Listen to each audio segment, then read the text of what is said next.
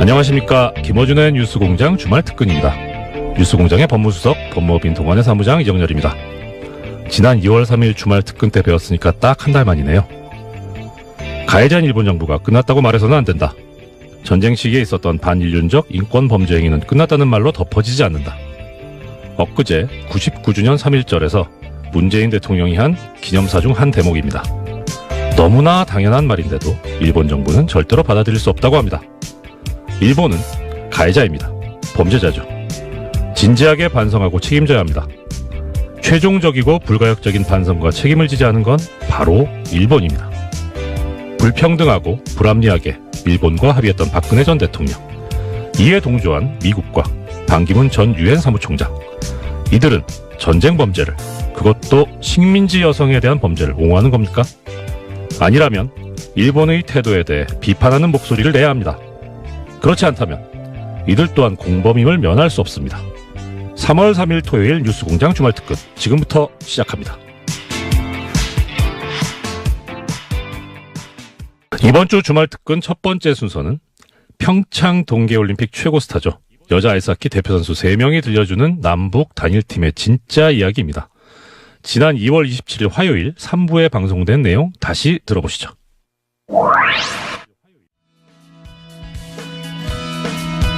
평창올림픽에서 가장 화제가 됐던 팀 하나를 꼽으라면 아마도 여자 아이스하키 대표팀이었을 겁니다. 네.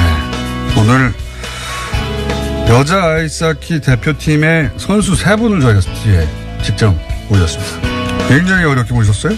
아닌가? 자, 3분을 모셨는데 소개해드리겠습니다. 신소정 선수. 네, 안녕하세요. 네. 그리고 조수지 선수. 안녕하세요. 조미안 선수 나왔습니다. 안녕하세요. 조미안입니다. 라디오를 굉장히 즐거워하면서 우선 본인의 포지션 소개해 주세요. 네, 안녕하세요. 저는 골리 포지션을 맡고 있습니다. 그러니까 흔히 골키퍼라고 네. 하는, 아이스하키에서는 골리라고 해요. 네. 골리 신선웅 선수. 조수지 선수는 저는 이제 공격수인데요. 네. 아이스하키는 공격수가 이제 윙이 있고 센터가 있어요. 네. 레프트 윙, 라이트 윙이 있고 센터가 있는데 전 센터를 맡고 있습니다. 센터는 가운데겠죠? 네. 자, 그리고 조미안 선수는 네, 저는 디펜스라고 하는 수비를 맡고 있습니다. 수비수도 이렇게 좌하고 가운데가 있어요? 왼쪽, 오른쪽이 있어요. 네. 레프트, 라이트. 가운데는 골리가 하는 것이고. 골리가. 워낙 많은 선수들이 뒤박주 나와가지고 구분하기 힘들어요. 그리고 가만히 서 있는 경우가 없잖아요. 그렇죠. 아이스하키는 계속 바뀌고 선수도. 네. 자, 일단 어려운 자리에 와주셔서 감사하고. 어려운 자리였습니까? 제안을 받고 처음에? 처음이어가지고 네, 잘할 수 있을지 조금 많이 걱정했어요. 그래서 3분 한꺼번에 부른 거예요. 네, 감사합니다. 누군가 한 사람은 잘하겠거니 하고. 자, 워낙 말들이 많았잖아요. 네. 그렇잖아요. 처음에는 당연히 단일팀 얘기 나왔을 때 당황했죠. 그렇죠. 당황하고 걱정했죠. 네, 많이 당황. 그러니까 모르는 친구들이고 게다가 같이 응원해 왔고 본인들이 하자고 한 게 아니니까 네. 처음엔 다 당황했죠. 그래서 처음에는 그냥 지나가겠거니 했어요. 그냥 묻혀지겠다. 왜냐면 그 전에 한 4개월, 5개월 전에도 이제 당일팀 얘기가 나왔었는데 이제 뭐 되게 흐지부지했죠. 네, 흐지부지 됐죠. 네, 이번에도 뭐 되겠어? 네, 처음에는. 맞아. 네. 그죠. 왜냐면 딱 올림픽이 거의 한 달도 안 남은 시점에 또 얘기가 나와서, 왜냐면 종목 특수상 그런 게 말이 안 되는 거기 때문에 그래서 또 그냥 흘러가겠지라고 생각했던 것 같아요. 그죠. 네. 근데 이제 정작 탁 됐을 때는 처음에는 걱정과 불만과 또 그리고 과연 이게 되겠는가 하는 여러 가지 우려, 뭐 부모님들도 걱정하셨고 감독님도 걱정하셨고 그랬죠. 네. 네. 많이 걱정하셨죠. 그죠. 거기까지 많이 보도됐어요. 많이 보도됐는데 이제 보도가 제대로 안 된 건 뭐냐면 훈련이 이제 같이 시작되고 그리고 대회가 시작되고 그때부터는 오히려 도대체 안에서 어떻게 돌아가는지 네. 그때부터는 보도가 안 됐어요. 네. 그렇죠.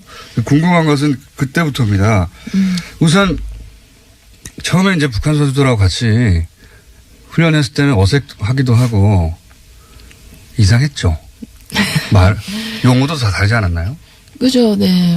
뭐 저희 같은 경우 외래어를 많이 사용하고 있고, 그 친구들은 거의 순수, 뭐라 그러죠? 우리말이라 그래야 되나요? 조선말이라 그래야 되나요? 그렇죠. 네, 그걸 사용하고 있었기 때문에 조금 의사소통에서도 많이 어려움이 처음에. 있었던 것 같아요. 예를 들어서 다른 용어를 좀 설명해 주세요. 어떻게 다릅니다. 여기는 네. 우리는 이제 뭐 기본적으로 이게 서양에서 시작된 스포츠니까 네. 그 용어를 그냥 받아들여서 사용하는데 네. 이제 골리 같은 경우는 또 골리라는 용어 자체가 문지기이고요. 그것까지는 이해가고. 네. 네. 또 뭐 슛 같은 경우는 쳐넣기. 네. 그렇게 얘기해요? 천하 그렇게 얘기합니까? 네, 예를 들어 이제 우리는 만약에 찬스가 있으면 슛 하잖아요. 네. 그쵸. 거기서는 천하. 천하. 네. 막. 적나라하네요. 맞는 말은 맞는 말이에요. 천하. 네. 또 다른 게 뭐가 있습니까? 제일 생소했던 건 이제 패스라는 말을 많이 패스. 쓰잖아요. 네. 저희는 그냥 무조건 당연히 패스인데 그 친구들은 이제 패스를 아예 몰라요. 그러니까 연락이라는 연락. 네, 연락하라고 이런 식으로. 네. 우리는 연락은 전화로 연락하거나 그런 건데 연락 그래요? 네.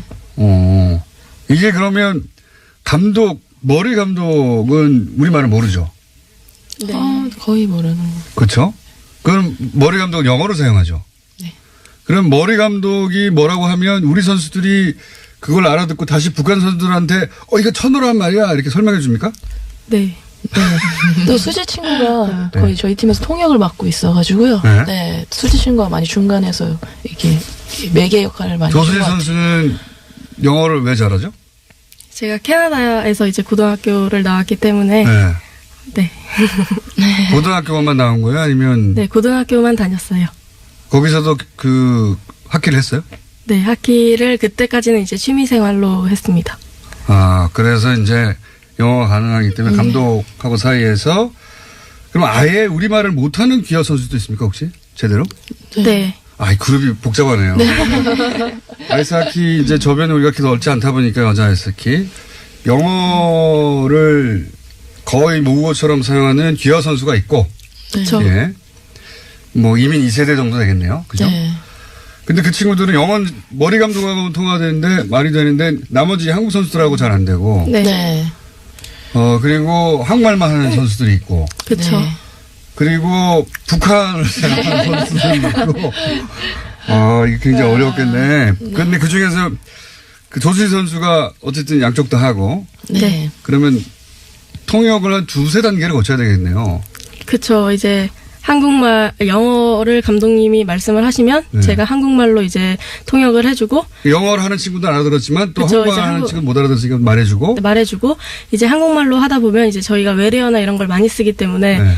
하키 용어 자체가 북한 선수들한테는 또 설명해 줘야 되고 그러면 또 설명을 해주고 이거 천억키야 천억키 네. 연락하란 말이야 연락 이렇게 거꾸로 북한에서 쓰는 용어들도 많이 배웠겠네요.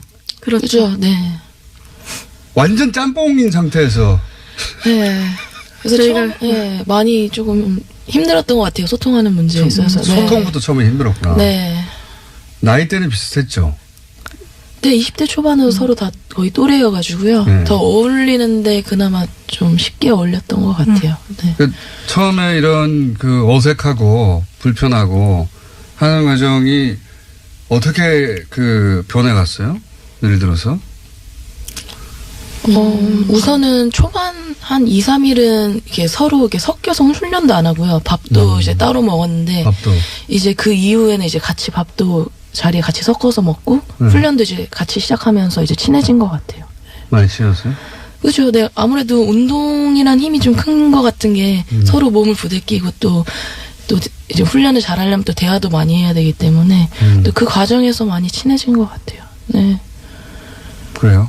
네. 그리고 저희가 원래 이제 23명이 쓰는 라카룸이었는데 그 친구들이 이제 와서 같이 운동을 해야 되니까 35명이 쓸 수 있도록 라카를 이렇게 해주셨더라고요. 그래서 이제 앉을 때도 북한 친구, 저희 남한 친구, 남한 이렇게 섞어서 앉을 수 있게 자리도 그렇게 배치해 주셔가지고 얘기도 하면서 친해졌던 것 같아요. 많이 쉬었어요? 네. 그런 기간이 한 일주일 정도 걸렸어요? 서로 친해지고. 일주일도 안 걸렸던 것 같아요. 그래요? 네. 그러니까 이렇게 대화를 하면서 이 친구들이 마음의 문을 열고선 이렇게 대화를 하는 게 느껴졌어요. 그러다 보니까 저희도 대화를 조금 마음의 문을 열고 하기 시작하고 그러다 보니까 급속도로 많이 친해진 것 같아요. 훈련할 때 서로 예를 들어서 훈련했던 방식이 다르거나 아니면 뭐 용어가 다르거나 시스템이 다르거나 여러 가지가 달랐을 거 아니에요. 이런 문제도 해소되어 갔어요? 머리 감독의 작전의 방향이라든가 뭐 이런 것들을 북한 선수도 이해해야 되잖아요. 또 뭐를 강조하는지도 이해하고. 그렇죠. 예, 그런 걸 이해해서 이제 팀 원으로 녹아 들어가는 것도 처음엔 쉽지 않았어요. 처음에는 네. 그게 얼마 정도 걸렸어요? 사실 얼마 안 되는지. 그러니까 하지만 뭐 자연스럽게. 예, 이게 자연스럽게 뭐 자연스럽게 됐던 것 같은데 완전히 또 녹아들었다 그 너무 짧은 시간이었기 때문에 그렇죠. 예. 또 그렇게 말하기도 좀 그렇고. 예. 그 기간 내에 할 수 있는 정도까지는 되었다. 이 정도로 그죠, 말할 수 있나요? 네. 그 전에 이제 저희가 뭐 아시안 챌린지컵이나 네. 이 작년 세계 선수권이나 재작년 때 이제 북한 친구들이랑 이제 경기를 하러 네. 이제 만난 적이 세 차례 정도 있었는데 상대 팀으로. 네. 네. 근데 그 당시에는 이제 이런 상황이 아니라서 네. 마주쳐도 눈도 안 마주치고 다 인사를 상대 해도 팀이니까. 예. 인사를 해도 받아주지도 않고 뭔가 이제 완전히 나뉘었어요 남과 북이. 그래서 뭐 전혀 의사소통이나 이런 걸 할 겨를도 없고 그냥 저희를 아예 다 피했었거든요 그때는. 근데 이번에는 이제 올림픽으로 이제 단일팀으로 출전을 하다 보니까 그 친구들이 올 때 자체도 이제 마음의 문을 활짝 열고 먼저 다가와 주더라고요. 먼저. 네. 네. 먼저 다가왔다는 건, 그리고 세 분이 목소리가 구분이 안 돼요. 그래서, 본인이 이제 처음 라디오 나오는 건데, 나중엔. 네, 친구들한테도 자랑도 해야 되고, 나중에 다운받아서 보관도 해야 되는데, 저는, 조수지입니다. 이렇게 중간중간에 한 번씩 얘기할 때, 저는 신소정입니다. 말할 때 해주시면 듣는 분들도 좋아요. 예. 먼저 마음을 열고 다가왔다는 건 어떤 뜻이에요? 우선 밥 먹을 때 보통 20대 여자 예. 이제 친구들이 할 수 있는 대화 같은 것들 있잖아요. 뭐 남자친구. 몰라요, 자네. 아, 그래? 남자친구 뭐 대해서도 물어보고. 아, 뭐 서로? 예, 뭐 어떻게 사는지도 물어보고 그런 소소한 대화도 많이 했던 것 같고요. 그리고 저는 좀 훈련할 때 놀랬던 게 저 같은 경우에 꼴리다 보니까 네. 이제 약간 그 꼴리 한 친구가 왔어요. 당연히 근데, 있겠죠, 그쪽. 네, 근데 이제 배우려는 자세가 오픈되어서 왔더라고요. 그래서 더 배우고 싶어 하고 더 궁금한 게 굉장히 많더라고요. 그래서 많이 물어보고 또 많이 대답도 해주고 해서 이 친구들이 정말 마음을 많이 열고 왔구나 이 생각이 많이 들었었어요. 처음부터 네. 신소정 선수였고 그런 순간을 느낀 적이 있어요? 아, 자세가 완전히 우리가 예상했던 거하고는 다르게 오픈된 상태로 왔구나. 이제 조수지 선수. 네. 바워라는 하키 브랜드가 있는데 이제 북측 친구들은 그 브랜드를 이제 이번에 뭔가 신을 수 없게 되었어요. 그러니까 이제 스키예요? 아, 이게 스케이트예요? 신발? 네. 네. 근데 이제 하키 선수한테 스케이트가 제일 중요하잖아요. 그렇겠죠. 그리고 적응하는데도 많은 시간이 필요해서 바꾸려면은 뭐 대회 한 6개월 전에는 최소한으로 이제 바꿔서 적응을 시키는데 이 친구들이 오자마자 스케이트를 다시 또 타다가 바꾸게 되었어요. 어렵겠다. 근데 올림픽을 뭐 일주일도 안 남겨두고 이제 바꾸게 되었는데 네. 솔직히 저희라면 불평불만을 할 수도 있었던 상황이었는데 그 친구들은 어쩔 수 없다고 생각하면서 감사하게 되게 또 이제 받고 열심히 그거에 적응을 해 나가려는 모습이 많이 보이더라고요. 근데 중간중간에도 계속 발이 불편하다고. 그렇겠죠. 새 신발인데. 네. 그죠. 그게 그냥 일반 구두도 새로 신으면 딱딱하고 불편한데 네. 선수 스케이터는 더 그럴 거 아니에요. 네, 길이 들여져야 되기 때문에. 네. 고생 많았겠다. 어허. 그렇게 해서 이제 저는 그 단을 못 받고 한일전하고 마지막 게임 봤어요. 한일전하고 스웨덴전이었죠. 네. 한일전에서 첫 골을 넣었잖아요. 네. 네. 그 전까지는 8대0으로 졌죠. 아, 첫 경기도 봤구나. 네. 첫 경기도 5대0까지 보고, 예, 안 봤어요, 더 이상. 안 봤는데, 두 경기까지는 8대0으로 지고 나서, 아, 이게 이제 손발을 맞춘 지 오래되지도 않았고, 긴장도 많이 됐을 거고, 실력이 평상시보다 안 나온다. 이렇게 저 혼자 생각하며, 저 혼자 생각하며, 또 한일전은 또 안 볼 수가 없으니까 봤는데, 첫 골이 나왔잖아요. 1대0 상황에서 1대1이 됐던가요? 그쵸? 2대0 상황. 아, 2대0 상황에서 2대1이 됐던가요? 네. 그 첫 골 때 선수들이 엄청 좋아하고, 그리고 제가 따로 본 영상은 그 경기가 끝나고 나서 첫 골을 넣었으니까 기뻐하는 건, 경기 중에 기뻐하는 건 당연한데, 끝나고 나서 졌잖아요. 네. 졌는데도 첫 골 넣었다는 사실 그 자체로 엄청나게 축하하던데. 네. 그랬죠? 네. 그랬죠. 8대0으로만 이렇게 지다가 예. 한 골이 일단 들어가니까. 예. 왜냐면 사실 현실적으로 저희가 정말 냉정하게 객관적으로 판단하면 지금 저희가 올림픽을 지금 나오는 친구들과의 차이는 사실 수준 차이가 조금 있기 때문에 거기에서 이제 첫 골을 또 터뜨렸고 또 네. 특별히 또 한일전에서 이제 첫 골을 터뜨렸다 보니까 좀 많이 좋아했던 것 같아요. 네, 엄청 좋아했어요. 네 엄청 좋아요. 한 골 넣었는데 우승한 것처럼 막 기뻐하더라고. 막. 근데 그골 랜디가 이제 그 골을 넣어주고 저희의 이제 흐름이 저희 쪽으로 바뀌었었거든요. 제가 느끼기엔. 네. 그래서 이제 저희도 뭐 올림픽 경기에서 할 수 있다 이런 마인드가 그때 생겼던 것 같아요. 자신감도 처음으로 생겼고. 네 이제 그걸 계기로 조금 그 다음 이제 한일전 이후로 좀 네. 저희 흐름이나 분위기도 많이 좋아졌고. 골 차가 줄어들었어요. 네 그죠.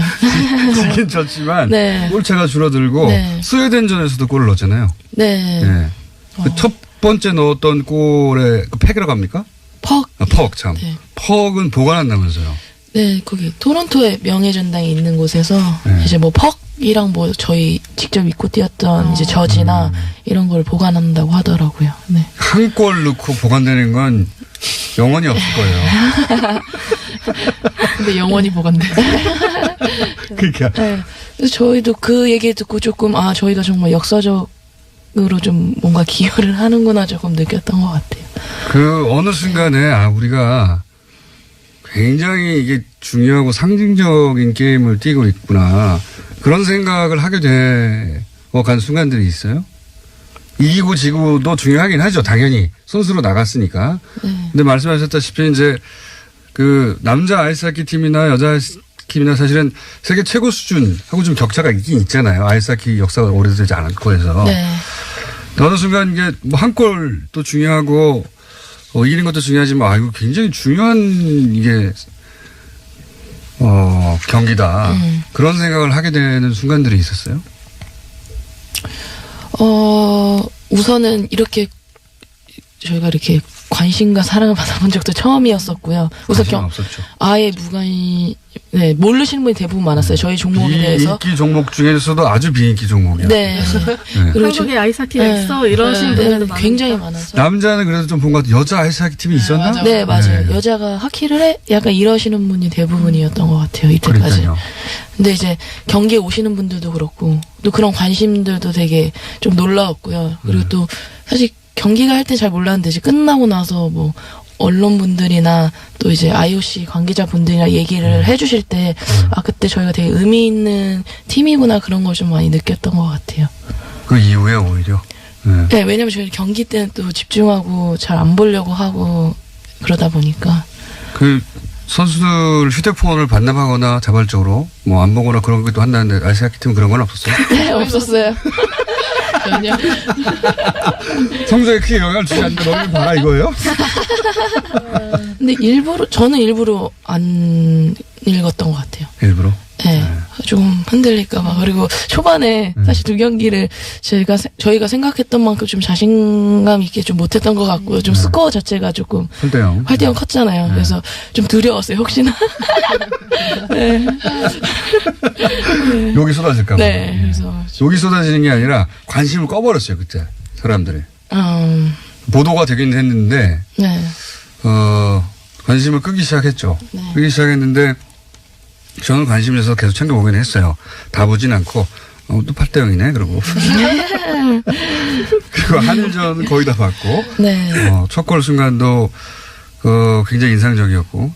이렇게 이런 일을 겪고 나서 이제 북한 선수들과 헤어졌잖아요. 네. 그때는 어땠어요? 어제네요. 네, 어제. 어제 뭐 화면상으로 본 건 막 서로 울고 그러던데. 근데 이게 저희도 막 이상가족 이런 영상을 네. 접할 때마다 네. 아 진짜 되게 슬프겠다 이런 막연한 생각밖에 안 했었는데 그렇죠. 정말 저희가 그 상황에 솔직히 한 달이란 시간이잖아요. 그 시간 동안 너무 많은 정이 든 거예요. 정말 슬프더라고요. 많이 울기도 울었고 다시는 못 본다고 생각을 하게 되니까. 다들 같이 울었어요? 거의 대부분 울었던 것 많이 같아요. 울었죠. 네. 북한 선수들은요? 그 친구들도 그 친구들이 더. 네. 너무 슬. 감독은요? 감독님도 그래도 네 양쪽 감독님 모두. 네. 네, 머리 감독은 눈물이 원래 많은 것 같기도 하고요. 북한 감독, 그 남자 감독님이었잖아요. 네. 네. 북한 감독은 어땠어요? 그분도 정이 너무 많으시더라고요. 그래요? 네. 근데 저희들 하나씩 이렇게 다 잘 챙겨주시고 실제로 이렇게 나눠주시고. 선수를 위하는 마음이 많이 느껴졌던 것 같아요. 네. 북한 감독님한테도. 네. 네. 작전 수행, 작전 지휘는 머리 감독이 한 거죠. 네네. 네. 네. 북한 감독의 역할은 뭐였어요? 박철호 감독? 제가 좀 생각했을 때 융화 이렇게 잘 조화롭게 이렇게 팀을 보조해주는. 네, 보조해 주시는 역할을 많이 잘 해주셨던 것 같아요. 코치 정도의 역할로. 네. 뭐 작전에 개입한다거나 그런 건 전혀 없었고. 네. 그냥 그게 느껴졌어요. 그냥 얘기 안 하시고 저희의 그냥 최대한으로 서포트를 서포트하시는 역할을 하시는 모습 보면서. 네. 북한 감독, 그 박 감독과 머리 감독은 어떻게 의사소통을 했어요? 이제 중간에 뭐 조수시 선수도 그렇고 또 매니저분들도 영어를 하셔가지고요. 계속 미팅 갈 때 계속 같이 함께 하셨던 것 같아요. 그렇게 펑펑 울고 났더니 다시 보고 싶죠? 네. 그죠. 단일팀을 또 한다면 찬성할 것 같아요. 이제 선수들 입장에서는 어때요? 저 같은 경우는 물론 단일팀의 의미나 뭐 취지나 이런 건 좋다고 생각을 하는데 이제 아무래도 좀 약간의 수준 차이는 조금 있는 것 같아요. 북한 선수들과 수준 차이가 네, 있었다. 그래서 만약에 정말 한다면 지금처럼 당연히 한 달은 저희 종목 특성상 말이 안 된다고 한 달이 아니라 생각을 하고요. 정말 그런 의도가 하고 싶다는 그런 의지가 있으면 뭐 최소 3, 4년은 함께해서 3, 4년을 아예 함께 하자. 최소는 왜냐하면 되게 조직력이 굉장히 중요한 종목이거든요. 아이스하키는. 네, 그렇게 생각을 해요. 만약에 아예 3, 정말 4년 같이 하자. 만약에 정말 한다면 한다면 네 아무래도 네. 저는 그냥 이렇게 좋은 경쟁자로 만나서 같이 경기해도 좋을 것 같아요. 그것도 좋고 네. 네. 한다면 훨씬 더 긴 기간 준비해서 해야 한다. 그렇군요. 그 단일타임을 반대한다기보다는 더 오랜 기간 손발을 맞추고 합숙을 하고 아예 3, 4년 같이 4, 5, 1등을 준비하거나 그냥 이제 저희 입장에서 사실 이게 되게 말하기가 좀 어렵지만 그래요. 네. 자, 그건 또 선수들 입장에서는 여러 가지 고민이 많겠죠. 지금은 주어진 조건을 받아들인 거고, 그렇죠? 그죠. 네. 근데 만약에 단일팀을 한다면 이 스포츠 종목 특성상 훨씬 더 긴 기간이 필요하다는 걸 염두에 둬야 된다. 네. 여자 아이스 하키가 이번에 이렇게 주목을 받긴 했지만 사실은 한국에서 여자 아이스 하키 하기 힘들죠. 어렵죠. 네. 그렇죠. 지금 팀이 몇 팀이나 됩니까? 지금 공식적으로는 여자 국가대표팀이 한 팀이에요. 국가대표팀이 유일한 팀입니까 그냥? 네, 여자 팀으로서는요. 그럼 누구랑 연습해요? 우선 저희가 중학교 때까지는 남자 선수들과 혼합해서 경기를 할 수가 있어요. 근데 이제 그 이후에 이제 여자 팀이 없어서 국가대표에서 함께 훈련하고. 그럼 국가대표팀 안에서 팀을 그냥 나눠서 서로 경기하는 거예요? 그럴 때도 많았는데 이제 저희 세라 감독님이 이제 캐나다 분이시고 네. 그러다 보니까 이제 캐나다나 미국 이쪽으로 미국으로 전지훈련을 많이 갔어요. 네. 그러면 이제 그 전까지만 해도 이제 중학교 팀이나 남자 고등학교 팀, 한국에서는 이제 그렇게만 찾아서 게임을 했었는데 아무래도 성별 차이가 있다 보니까 이제 경기 특징도 다를 거 아닙니까? 그렇죠. 네. 네. 근데 이제 감독님이 전지훈련을 많이 추진해 주시고 이렇게 하다 보니까 해외 여러 나라 선수들이랑 이제 같이 경기를 많이 접하게 됐어요. 아, 이거 굉장히 연습도 할 상대가 없네요. 국내에서는. 그랬었죠. 네. 네. 이때까지 계속 그랬어요? 네, 국가대표팀이 유일한 팀인지는 몰랐습니다. 저는. 아, 그렇군요. 네. 야, 이거 굉장히 열악한 환경이구나. 이거 올림픽 끝나고 나면 사람들이 잊어버릴 거예요, 또. 그게 제일 우려가 많이 돼요. 저희들 입장에서는. 네. 그러니까 조금 지금 저희 올림픽 이후가 좀 여자 해석의 시작이라고 저는 생각이 들어서 좀 더 계속 관심을 가져주시고 또 그 관심이 또 나중에 실업팀이나 정말 대학팀에 창단되는 또 그런 길도 좀 생겼으면 하는 바람이고요. 네. 이게 동계 스포츠 종목 거의 전체 특정 종목 빼고 우리가 메달을 따왔던 아이스 쇼트트랙이나 이렇게 몇 가지 강한 종목을 빼고는 이게 비슷비슷하거든요. 네. 그렇죠. 네. 그 중에서 여자 아이스하키계는 조금 더 어려울지도 모르겠어요. 네, 예. 맞아요. 그 스키 점프 같은 경우에는 막 10년, 20년 국가대표잖아요. 네. 국가대표할 사람이 없어. 네. 저기 소정 언니 같은 경우도 이제 네. 정말 어렸을 때부터 지금까지 저희 팀 꼴리를 하고 네. 계시거든요. 몇 년째 굴립니까? 저 16년, 17년 된 것 같은데 저도. 네, 2002년부터 했으니까요. 16년째. 네. 후배가 안 나오는군요. 후배는 있어요. 많이 있고. 지금 이제 시작인 것 같아서. 네. 이제 시작이다. 왜냐면 제가 처음에 아이스하키 했을 때 여자 국가대표팀도 없었던 상태였어가지고. 네. 바라시는 게 있다면요. 이번에 이제 관심은, 높아졌어요. 근데 이제 과거도 그랬어요. 올림픽이 있으면 반짝, 화제가 되는 선수들이나 종목을 주목하다가 일상으로 돌아가고, 그리고 일반인들이 아이스하키를 볼 기회도 잘 없고, 네, 맞아요. 할 기회는 거의 없죠, 평생. 네. 그게 뭐 캐나다, 미국처럼 경기가 엄청나고 종주국에 가깝잖아요, 캐나다가. 네. 그래서 막 경기하면 막 대단한 난투극도 벌어지고 그러잖아요. 네. 네. 그래서 스포츠 상업적으로도 성공한 그런 케이스가 아닌 종목으로서 바라시는 바가 뭐가 있을까요? 저 같은 경우는 사실 이번 올림픽을 계기로 좀 많은 국민들이 여자 아이스하키가 있구나를 있구나까지는 알았어요. 네, 그런 계기가 됐으면 좋겠다고 생각했어요. 그거라도 저희한테는 되게 큰 거였거든요. 있구나.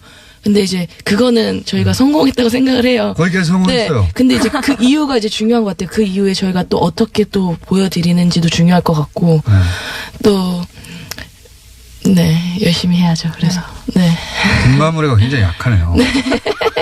솔직히 이제 저희도 다른 네. 종목에 이제 관심을 갖게 되는 거는 솔직히 결과를 네. 보고 관심을 그렇죠. 갖잖아요. 네. 그러니까 저희가 할 수 있는 거는 이제 경기력을 높여서 당연히 운동은 과정도 중요하지만 이제 결과를 결과도 보고 네, 또 솔직히 중요하죠. 네. 말을 하시는 분들이 대부분이고 저도 솔직히 경기 결과를 보고 그 사람을 알아가게 그렇죠. 되는 게 메달이라도 하나 따야 많으니까 마이크가 가기도 하고 그죠. 그렇죠. 네. 저희가 더 노력해서 이제 결과를 내겠다. 네. 네, 네. 그게 제일 저희가 할 수 있는 최선인 것 같아요. 결과를 내려고 했는데 상대팀이 없잖아요. 근데 국내에. 그래서 이제 근데 이제 올림픽뿐만 아니라 세계 선수권대회도 있고요. 또 아시안 게임도 있으니까 거기서 계속해서 저희가 좋은 모습을 보여드려야 되지 않을까. 네. 조미연 선수는 네. 바람이 있다면요? 바라는 거요? 네. 초도부 이제 지금부터라도 꾸준한 관심 가져주시고. 네. 알겠고요. 네. 혹시 지금 이제 북한 선수들과 다시 만날 기회가 아예 없을지도 모르잖아요. 네. 혹시 이 방송을 통해서 하고 싶은 얘기 있어요? 그 친구들에게 친구가 된 거죠, 사실은. 동갑 나이들이고 뭐 언니 동생이 나중에 된 거죠. 그렇죠. 네. 이제 펑펑 울고 헤어져서 그때 마음이 다시는 못 볼 거라고 생각하니까 더 슬펐던 거 아니에요. 사실 다음 달에 만나 그러면 누가 울었겠어. 그쵸. 그러니까요. 하고 싶은 말 있어요, 혹시? 이 방송은 이제 인터넷에서 들을 수 있기 때문에 북한에서 들을 수 있을지 모릅니다. 그래요? 다운받아서. 네. 그냥 아프지 않고 행복하게 계속 즐겁게 운동했으면 좋겠어요. 네. 저는 이제 저희랑 이제 같이 운동했던 시간들, 뭐 즐거웠던 시간들 잊지 않고 계속 기억해줬으면 좋겠어요, 이제 서로. 편지도 못하고 이메일도 못하고 전화도 못하고. 네. 그냥 고맙다는 말을 제일 하고 싶어요. 고마웠어요? 네. 왜요?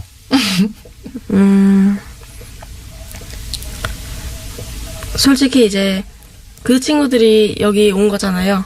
그리고 뭐 그 친구들도 뭐 정말 오고 싶어서 막 이렇게 한 것도 아니고 상황에 따라서 그 친구들도 오게 된 건데 여기 와 있던 순간 모든 순간 그 친구들이 열심히 해준 게 보였고 저희를 먼저 배려하는 모습이 보였고 그냥 그 친구들이 뭐 정치나 이런 걸 떠나서 그냥 되게 순수한 스포츠인으로서 저희한테 다가와줬던 것 같아요.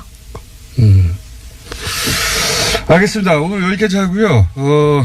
이 여자 아이스 하키 단일팀이 뭐 성적을 내거나 경기가 있어야 또 초대할 텐데 언제 초대할지 잘 모르겠는데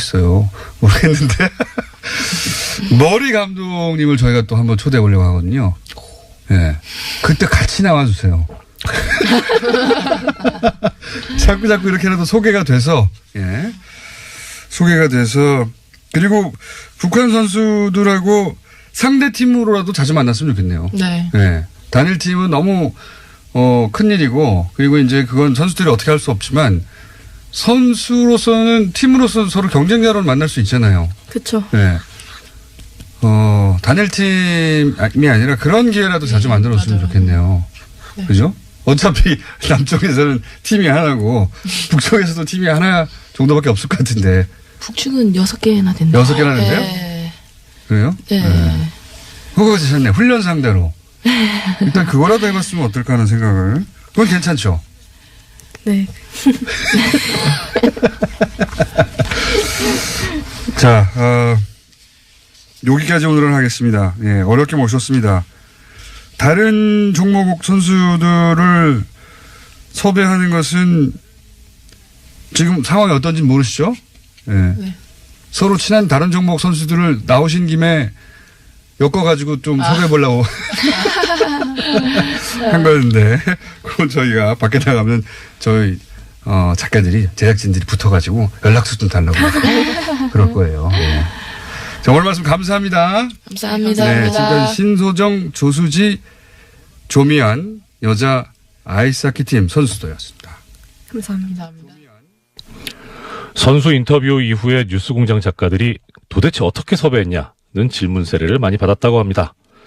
사실 이 세 선수를 섭외하기 위해서 뉴스공장 막내 작가가 몇 날 며칠 공을 들였다고 합니다. 수많은 관계자를 설득하고 또 설득해서 만들어낸 인터뷰인 건데요.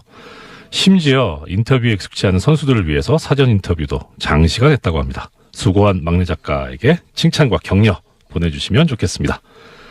아이스하키 대표 선수들이 뉴스공장에 출연하는 날 바로 그날 저녁에 뉴스룸에 출연을 했죠.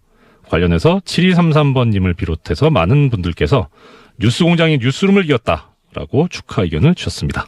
이렇게 되기까지 스태프들의 숨은 노력이 있다는 사실을 기억해 주셨으면 합니다. 4708번님을 비롯한 많은 애청자분들께서는 컬링 대표팀도 출연시켜 주십시오. 저도 보냈는데. 네. 김영미 선수 포함해서요. 라는 주문 많이 해주셨습니다. 안 그래도 섭외 중이라고 합니다. 주말 특근 두 번째 순서는 김진애 박사의 도시 이야기입니다. 3.1절을 맞아 일제가 서울에 남긴 것에 대해서 살펴봤는데요. 이번 주 도시 이야기 역시 내용이 주옥 같았다고 하죠. 3월 1일 4부에 방송된 내용인데요. 다시 들어보시죠.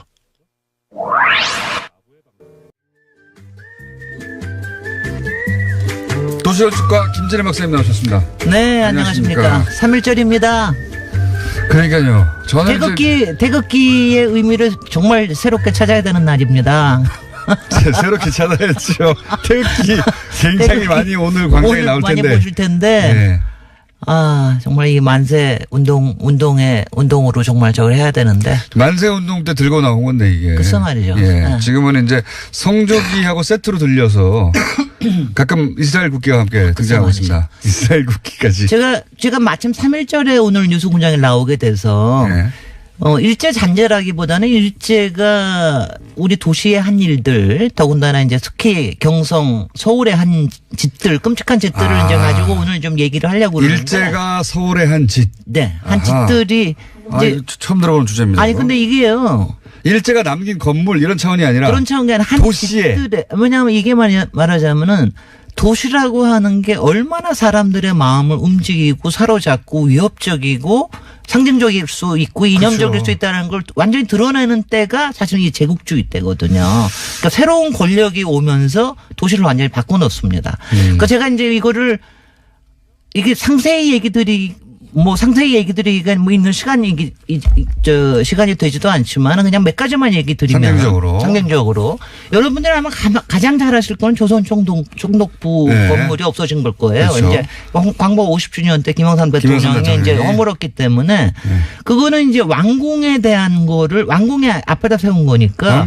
왕궁을 완전히 저기를 한 거죠. 경복궁 앞에다가 일제 건물 세워버린 거니까요. 그런 거죠. 네. 그다음에 이제 서울역을 세운 거는 뭐 굉장히 좋은 것 같지만 이거는 완전히 식민지를 이제 그야말로 수탈하기 위한 그렇죠. 수단입니다. 전국에서 저기를 하고요. 전국에서 이제 물자를 실어와가지고. 그다음에 그러면서 성벽을 완전히 허물어 버립니다. 네. 이거는 이제 그러면서 이때부터는 이제 모든 걸 근대화라는 이름으로 다 하지만 성벽을 다 허물어 버리고 그다음에는 원래 조선 시대 한양의 구조는 이렇게 도로가 이렇게 격자형이라는 게 없어요. 그러니까 이렇게 크게 육조거리, 그러니까 지금으로는 세종로하고 그다음에 운종가, 종로, 요것만 있고 나머지는 그냥 다 이렇게 거미줄처럼 퍼져 있는 거였는데 이외에다 격자를 다 해버립니다. 그러니까 충무로나 율곡로나 청계천로나 을지로 생기는 게 다 이때 생긴 거예요. 근데 이때 생기면서 이제 맥을 끊어버리죠. 가령 종묘하고 창덕궁을 이제 사이를 율곡로로 끊어버리라든가 이런 것들을 이제 끊어버리는데. 의도적인 거네. 네. 길을 내는 것도. 네. 그 중에서 이제 가장 끔찍한 짓은 남산입니다. 그러니까 그때도 왜냐하면 그때도 몇 개 자기네들 거점 지역을 만들면 용산과 남산 그다음에 전차로 연결된 전차 교회 지역이라고 하는 신촌 또 노량진 쪽에 이런 쪽으로 해서 자기네 거점을 만드는데 남산은 사실은 별로 그렇게 조금 낮게 치던 데였어요. 근데 남산에다 무슨 짓을 하느냐. 신사를 세웁니다. 그러니까 신궁이라 그런 거 하는 걸 세워요. 그리고 1000계단을. 이거 봐. 이거 난 이럴 수가 없는 거야. 남산의 신사는 처음 듣는 얘기인데. 지금까지 하신 얘기는 대충 들었던 얘기인데. 그래서 근데 이거를요. 1000개의 계단을 만들고 지금 사진으로만 봐도 압도적이에요. 그러니까 밑에서 이렇게 쭉 올라가는 걸 보면 위에 신궁이 안 보여요. 그리고 계단만 쫙 올라가고 일본식의 도리라는 거 있잖아요. 그러니까 문에 세워놓는 거. 네네네. 그게 앞에 거대한 게 서 있고 계단만 쫙 보이는 엄청난 공간이에요. 그리고 거기에 한국 사람들은 다 가서 거기에 가서 참배를 하죠. 특히 태평양 전쟁 때는 몇백만이 거기 가가지고 참배를 합니다. 이게 정신교육의 수단입니다. 몰랐습니다, 그거는. 그러니까 이런 게 정신과 그다음에 권리와 그다음에 수탈과 이런 것들이 다 맞물려서 도시를 만든 게 일제 때예요. 근데 이제 그 중에서도 사실은 제가 여러 가지를 더 얘기를 했지만 제가 사실 제일 끔찍했었던 거는 뭐냐면은 이제 도로만 격자형으로 만든 게 아니라 나중에 무슨 짓을 하냐면 여기에다가 방사상 도로를 만들려고 그래요. 서울을 방사상 도시로 만들려고 하는 계획을 38년도에 세웁니다. 그게 뭐냐면 진해를 좀 아실 텐데 진해가 일제가 만든 도시인데 거기에 보면은 방사상으로 돼 있거든요. 그게 말하자면 그때 당시에 베르사유라든가 이런 데서 방사상이면 아주 근사해 보이고 이런 건데 그 계획을 완전히 세워놔요. 그 도면을 보시면 놀랍습니다. 그냥 완전히 잘라가지고 인사동을 완전히 가로질러가지고 큰 도로 만들고 거기다 그다음에 광장 만들고 이게 다행스러운 건 뭐냐면은 그 다음에 태평양 전쟁이 일어나서 자기네들이 더 이상 여기다 돈을 쏟아부을 수가 없으니까 이게 취소가 됐어요. 취소가 됨으로 해서 그나마 서울의 권력이 그나마 남아 있는 겁니다. 그러니까 이게 자기네들이 일제가 이렇게 공부를 하다 보면은 일제는 자기네들이 근대화에 뭐 기여한 바가 있고 이런 소리들을 그런 주장을 하지만 하죠. 도시를 착취를 하면서 도시의 정신을 마비시키고 시민들의 정신을 그야말로 자기네들 세뇌시키고 이러면서 구조를 이게 공간의 힘이라는 게 그런 힘이라는 게 엄청나게 크다. 근데 제가 이제 그 이후의 얘기를 다 알 수는 없고 오늘 이제 딱 두 가지만 제기를 할게 뭐 시간이 얼마 안 남았으니까 오늘 남산 신공에 대해서도 전혀 그런 거 몰랐다. 저는 이런 몰랐어요. 얘기하니까 이런 거거든요. 네. 그러니까 오늘 작가가 써주는데도 내가 끔찍한 짓들이니까 몇 가만 얘기해 주세요. 근데 작가가 맨 마지막에 네. 이 얘기를 하는 거예요. 우리는 왜 이런 역사를 잘 모를까?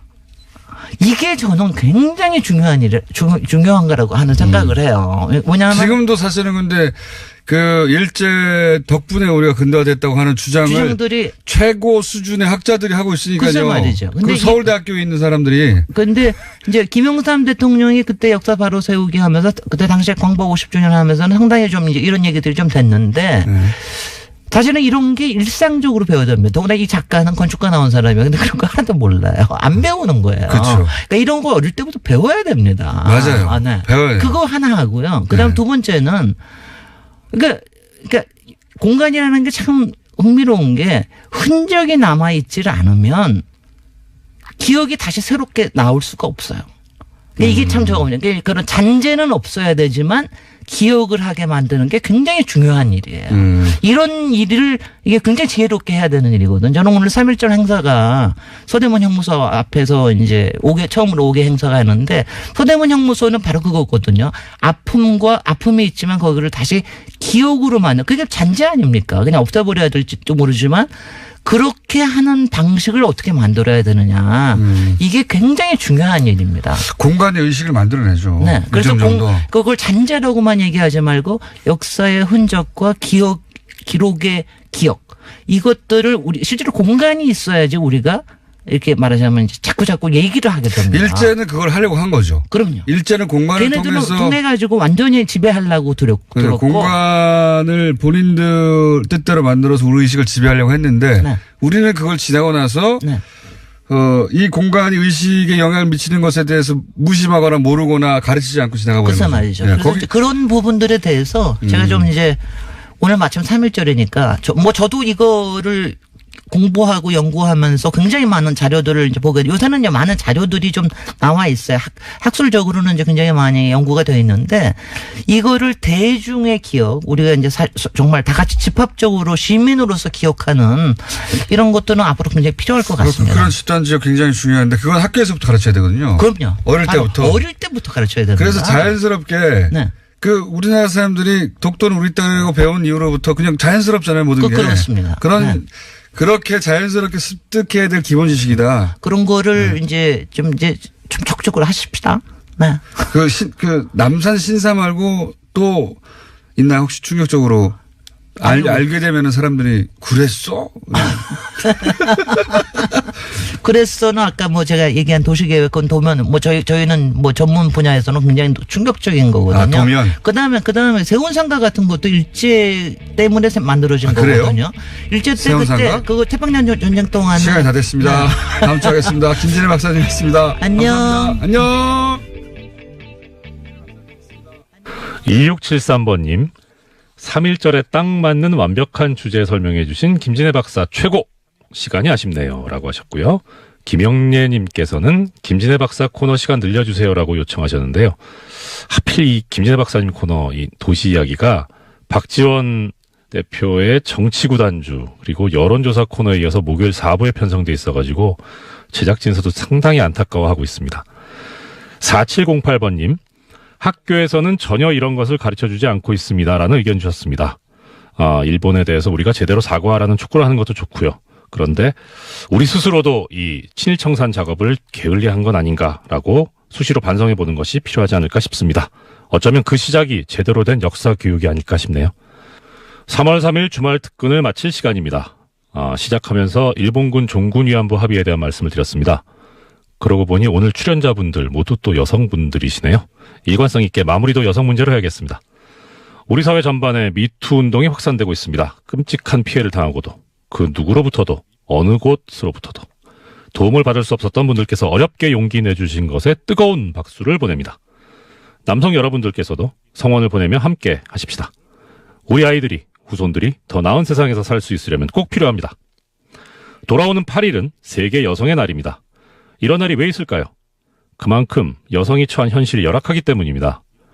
요즘에는 남성이 역차별을 받는다는 얘기도 나오지만 실상은 여전히 여성의 인권 실태가 무척 심각합니다. 여성이 남성과 동등한 대우를 받는, 남녀 모두 인간으로서의 존엄성을 인정받는, 그래서 여성의 날이 발전적으로 없어지는 그날이 빨리 왔으면 좋겠습니다. 현명하신 뉴스공장 애청자님들께서는 마땅히 함께 해주시리라 믿습니다. 뉴스공장 주말특근 오늘 준비한 순서는 여기까지입니다. 지금까지 제작의 노소정 PD, 이미지 이윤정, 박지혜 작가가 함께했습니다. 아, 그러고 보니 제작진도 모두 여성이군요. 저는 사람이 제대로 사람 대접을 받는 세상을 염원하는 법무법인 동아내 사무장 이정열